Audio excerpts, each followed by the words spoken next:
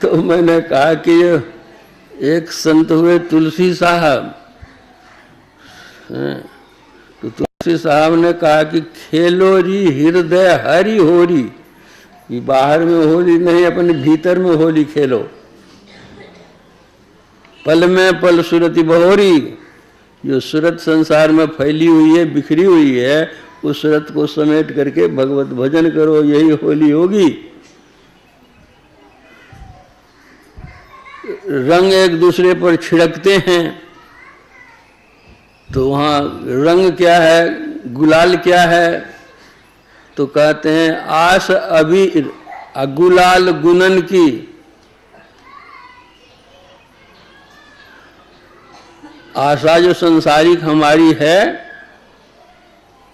उसको अबीर बना लो, उड़ा दो, आशा छोड़ दो।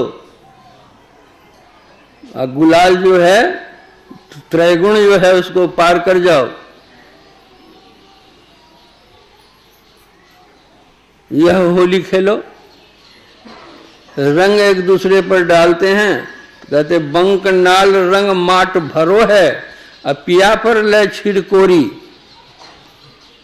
बंकनाल कहते हैं आज्ञा चक्र को, बंकलाल कहते हैं त्रिकुटी को, कहते वहां प्रकाश ही प्रकाश है, वही है रंग।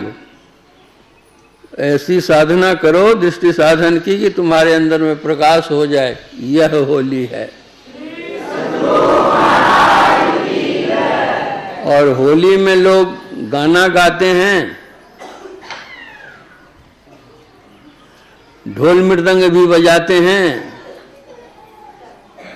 तो कहते हैं जब ध्यान करोगे तो अपने अंदर में मृदंग की आवाज मालूम पड़ेगी, शंख की आवाज मालूम पड़ेगी, धधक धुनी शंख बजोरी। तुम्हारे अंदर वह प्रकाश भी होगा और शब्द भी होगा। तो इस तरह की तुम्हारी साधना हो कि उस प्रकाश को पाओ, दृष्टि साधन करो अच्छी तरह से, अपने अंदर के नाद को पकड़ो और वह नाद तुमको ले जाएगा। कहाँ से? जहाँ से वह आया है। वह नाद आया है परमात्मा के पास से ही, वह खींच करके परमात्मा के पास ले जाएगा तुमको। बाहर में तो कुछ द्वैत भाव रहता है, लेकिन वहाँ जाओगे अद्वैत हो जाएगा। बाहर में जो हम प्रेम करते हैं, एक न एक दिन प्रेम तो वह टूटेगा।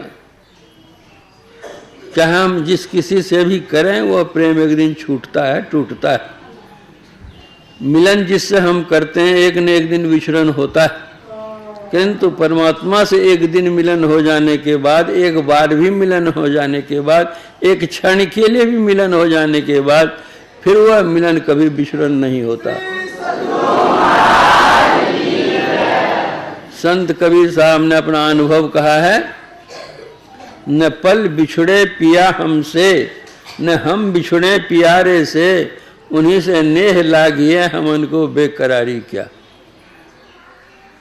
तो इस तरह का बाहर में तो आप लोगों ने होलिका दाह कर लिया, यहाँ आस अबीर गुलाल गुलन की कर लीजिए, त्रिकुटी में आज्ञा चक्र में खूब बढ़िया से ध्यान कीजिए, अपने अंदर में प्रकाश कीजिए, अपने अंदर में शब्द पाइए और शब्द को लेकर परमात्मा आगे पहुँच जाइए कि प्रेम ऐसा लगेगा कभी छूटे नहीं, आवागमन का चक्र छूट जाएगा। इतना कह करके मैं प्रवचन में विराम देता हूँ और आप लोगों को बहुत बहुत धन्यवाद देता हूँ। होली के अवसर पर आप लोगों को मैं आशीर्वाद भी देता हूँ।